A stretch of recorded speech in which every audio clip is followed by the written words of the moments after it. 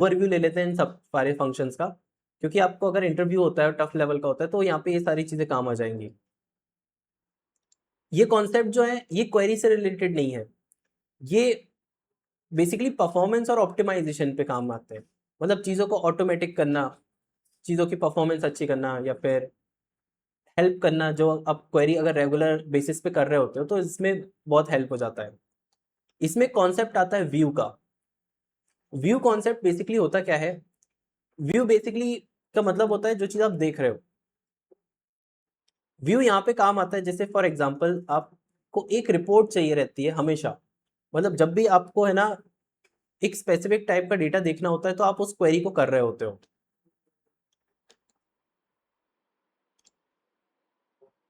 जैसे for example एक simple सी query है कि सिलेक्ट, आप टोटल सेल्स देखना चाहते हो तो select sum of sales as total sales and sum of profit as total profit from store. तो ये एक क्वेरी लिखी। क्वेरी कोई सी भी हो सकती है, मगर ये क्वेरी जो है मेरे को रेगुलरली करनी होती है कि मेरे को हमेशा टोटल सेल्स और प्रॉफिट मतलब एक पर्टिकुलर क्वेरी देखनी होती है। तो यही आउटपुट आता है। अब जब मैं 4 दिन बाद फिर से मेरे को यही डेटा चाहिए होगा तो मैं फिर से क्वेरी यही वाली करूंगा, तो मेरे को बार बार इतना पूरा टाइप करना पड़ेगा। तो इसकी जगह जो आपको अभी करेंटली दिख रहा है इसको व्यू कहते हैं, और इसको आप एज अ सेव कर सकते हो। व्यू एक क्वेरी के रिजल्ट को टेम्परेरीली सेव करना हुआ, टेम्परेरी नहीं मतलब एक क्वेरी को सेव करना हुआ। ये कोई ओरिजिनल डेटा नहीं है, कोई टेबल नहीं रहेगा, बस वो एक व्यू रहेगा कि जब भी आप उसे देखोगे तो वो इंटरनली इस क्वेरी को रन कर देगा। इसको बनाते कैसे हैं? जो क्वेरी बना रहे होते हो उसके जस्ट ऊपर लिख दो आप क्रिएट व्यू एज। व्यू का एक नेम देना होता है, तो व्यू का नाम दे दिया अपन ने टोटल, टोटल्स कर दिया, जैसे कि total sales, total profit, total quantity, इस टाइप से, और फिर इसको रन कर दिया। तो अब एक व्यू बन चुका है। अब ये इसका आउटपुट नहीं आया, मगर आपने एक व्यू बना चुके हो। अब मेरे को बार बार इतनी क्वेरी करने की जरूरत नहीं है, अब वो क्वेरी सेव हो चुकी है। अगर मैं इसे रिफ्रेश करूंगा तो आप देखोगे अब व्यू के अंदर आपको टोटल्स मिल जाएगा। जैसे टेबल्स हैं, ये फिजिकल टेबल्स हैं, ये व्यूज है। अब व्यू को देखते कैसे हैं? एक सिंपल सी क्वेरी है, सिलेक्ट स्टार फ्रॉम व्यू। और नहीं, व्यू नहीं, उसका नाम दे दिया था ना टोटल्स, टोटल्स। तो जैसे मैंने टोटल किया आपको आउटपुट में वो क्वेरी नहीं करनी पड़ी, बस ये रिजल्ट मिल गया आपको। ठीक है, तो इससे ना जो बहुत रेगुलरली क्वेरीज कर रहे होते हो ना आप, तो वो चीज़ सेव हो जाती है और आप उसे रीयूज कर सकते हो। ठीक है, तो इस टाइप से करके देखो। जो डेटा है उसमें से अगर चेंज किया तो इसको सेव। हाँ, वो अभी अपन उसका कॉन्सेप्ट देखते हैं इसके बाद।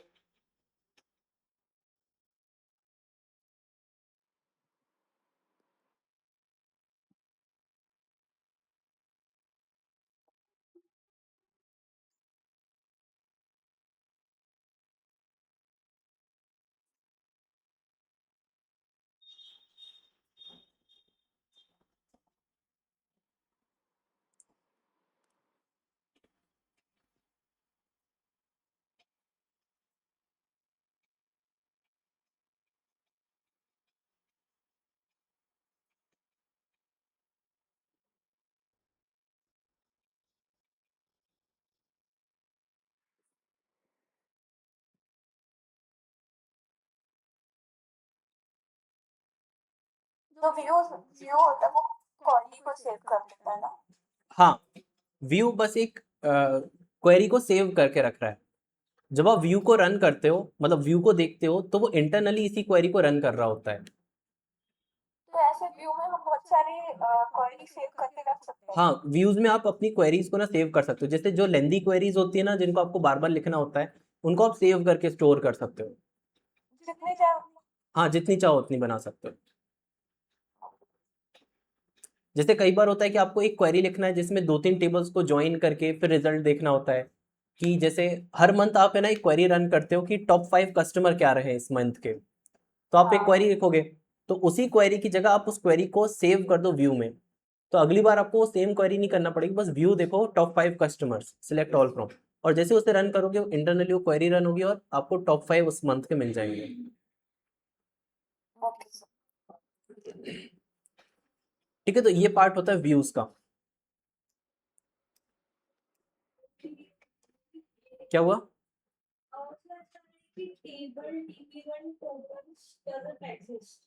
आ, तो पहले आपने ये लिख दिया, इसको रन कर दो। हाँ, रन करोगे तो वो बनेगा, और बनने के बाद फिर अपन देखेंगे उसे।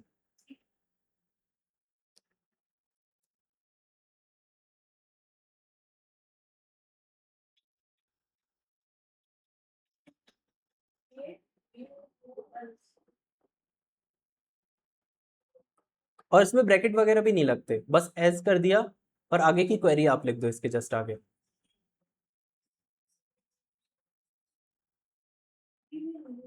दिखाओ कोड।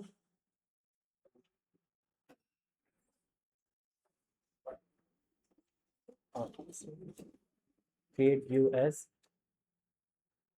और फ्रॉम स्टोर्स के आगे आपने इसको रन कर दिया था, control run. Stores does not exist, वो अंदर स्टोर कर दो। अच्छा, अब ये रन हुआ और फिर अब ये रन हो, वो स्टोर का था। ठीक है, आ गया।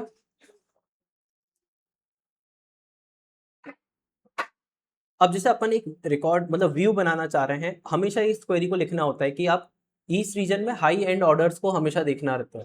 हाई एंड ऑर्डर्स वो वाले जिनका सेल्स मान लो 2000 से ऊपर है ईस्ट रीजन में, तो अपन इस क्वेरी को बार बार लिखते हैं कि select name region and sales from store where region equals east.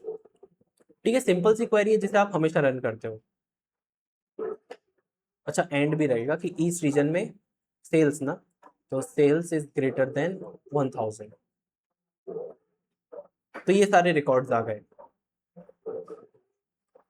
ठीक है, अब इस क्वेरी को आपको सेव रखना है कि आप इस क्वेरी को बार बार कर सको, तो इसके जस्ट ऊपर अपन ने लिख दिया क्रिएट व्यू, इसका v1 ले लेते हैं एज, और बस, तो अपना व्यू 1 बन जाएगा, और इसको रन कर दिया।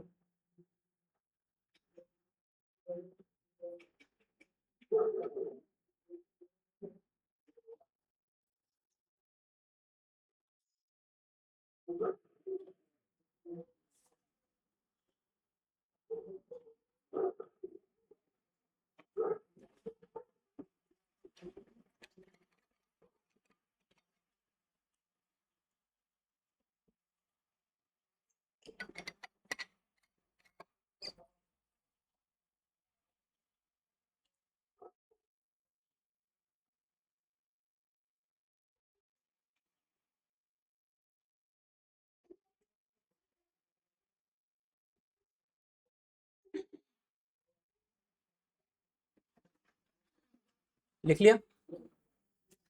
अब बनने के बाद अगर अपन इसे सिलेक्ट ऑल फ्रॉम करेंगे फ्रॉम v1, तो ये सेम क्वेरी अपने लिए रन हो जाएगी।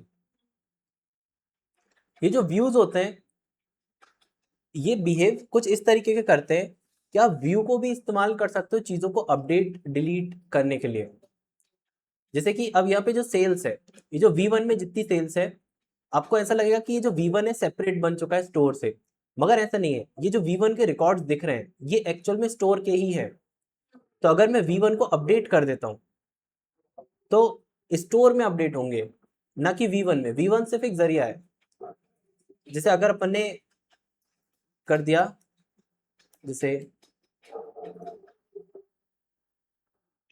अपडेट V1 किया मैंने, इस बार ना कि स्टोर किया, सेट कर दिया सेल्स को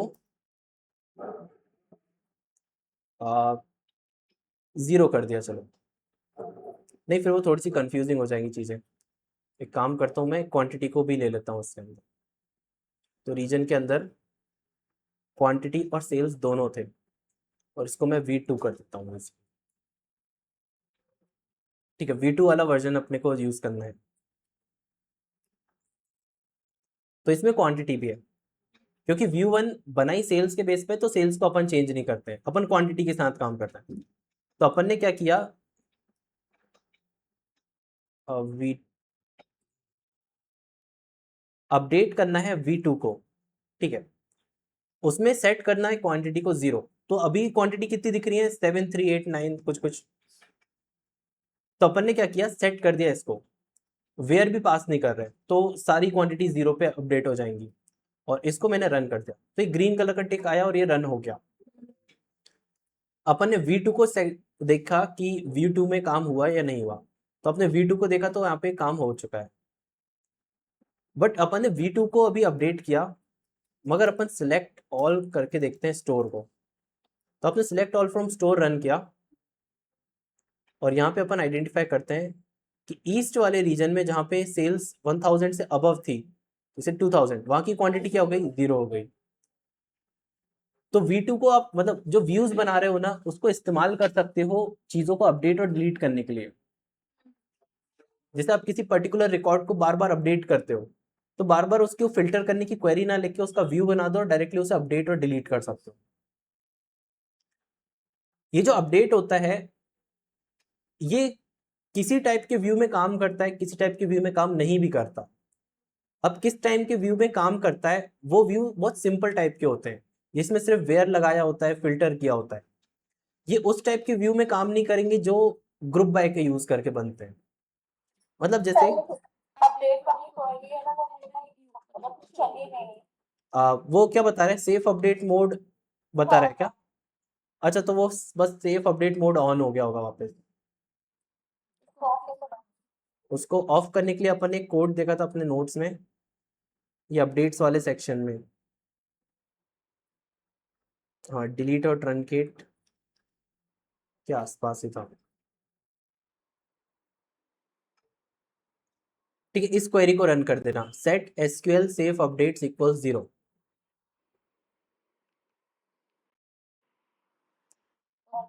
हाँ, कैपिटल में लिखने की जरूरत नहीं है, एज इट इज बस लिख देना इसको।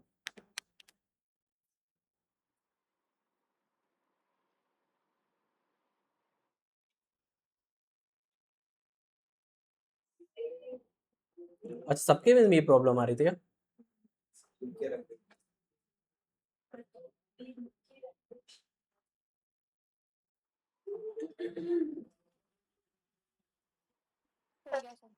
हो गया, उसके बाद अगर आप उस क्वेरी को रन करोगे तो हो जाएगी वो।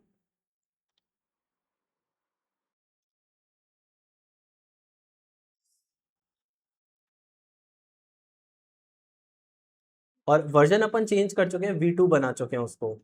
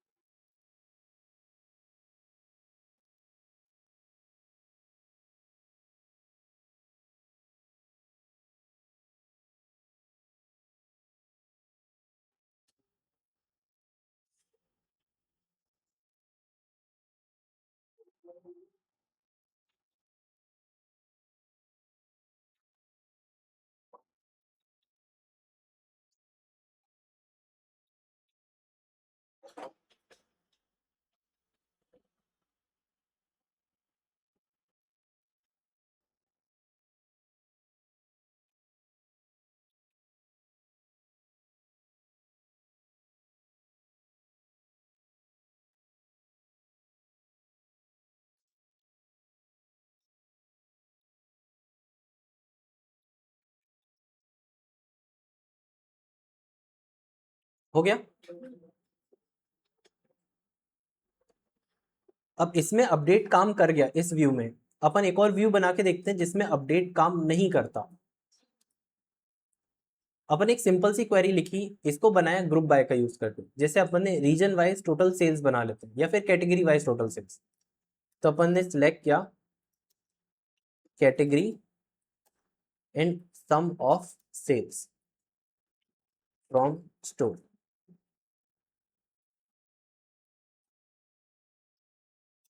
और उसे ग्रुप बाय कर दिया कैटेगरी के नाम से। लिख लिया था ना ऊपर वाला। तो अपने पास ये क्वेरी आ रही है, इसको एक नेम भी दे देते हैं एज टोटल सेल्स। ठीक है, मैं से राउंड करता हूं। ठीक है, तो ये आ गया, तो इसे क्लीन हो गया।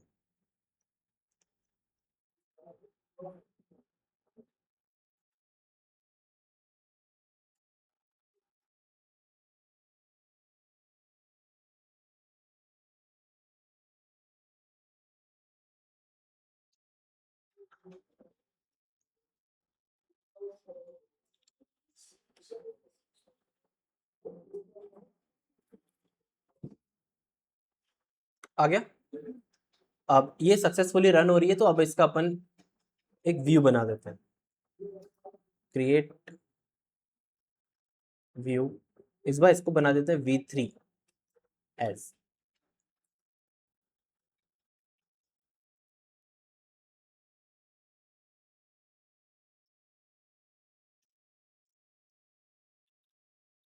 और इसको रन करके देखोगे तो प्रॉपर्ली रन हो रहा है।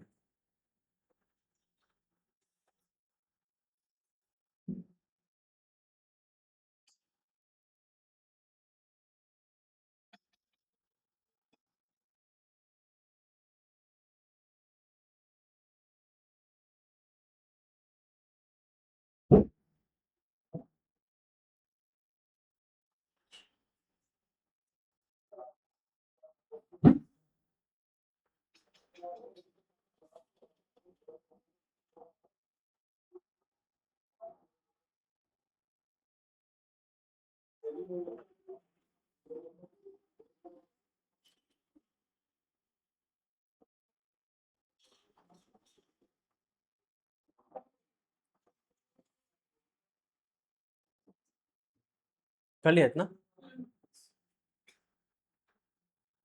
अब V3 अपना बन गया। अपन V3 में फर्नीचर की सेल्स को ना अपडेट करके देखते हैं कि अपडेट होती है कि नहीं। तो अपन ने किया अपडेट V3 सेट, और इसका नाम टोटल सेल्स है, तो टोटल सेल्स इक्वल्स कुछ नंबर दे देते हैं 500, where category equals furniture.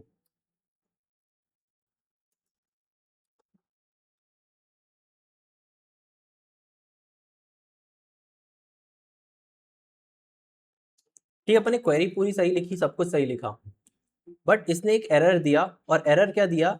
The target table V3 of the update is not updatable. ये बोल रहा है कि जो आप टेबल को अपडेट करने जा रहे हो वो अपडेटेबल नहीं है। अब वो अपडेटेबल क्यों नहीं है? क्योंकि व्यू कोई खुद से एक टेबल नहीं होता है, व्यू बस एक देखने का विंडो है। आप जो मेन टेबल को अपडेट कर रहे हो वो स्टोर टेबल ही है जो ओरिजिनली है। तो अगर आप V3 को अगर आप देखो तो स्टोर टेबल में टोटल सेल्स करके कोई कॉलम है क्या? वहां पे टोटल सेल्स है ही नहीं। तो अगर इसको अपन चेंज करने का ट्राई करेंगे तो देखेगा कि स्टोर में ऐसा कुछ कॉलम है ना है, तो इसे अपडेट भी नहीं किया जा सकता, इसलिए फिर वो आपको रोक देता है। तो जो व्यूज होते हैं वो दो टाइप के होते हैं।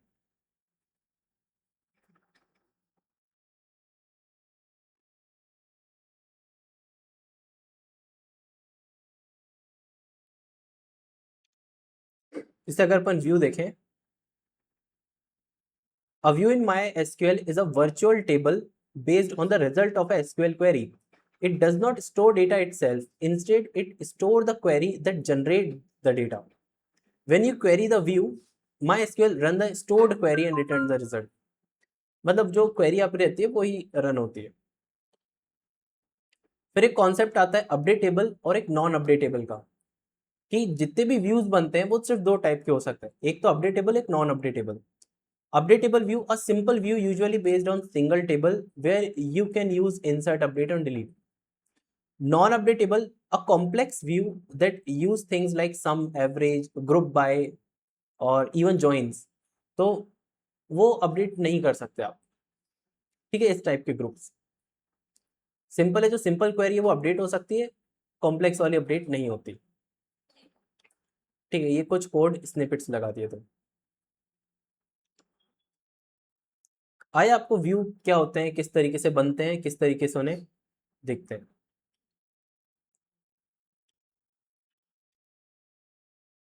अब जो अपन नेक्स्ट वाला पार्ट देख रहे हैं वो एसक्यूएल के अंदर प्रोग्रामिंग वाला पार्ट है. इसमें एक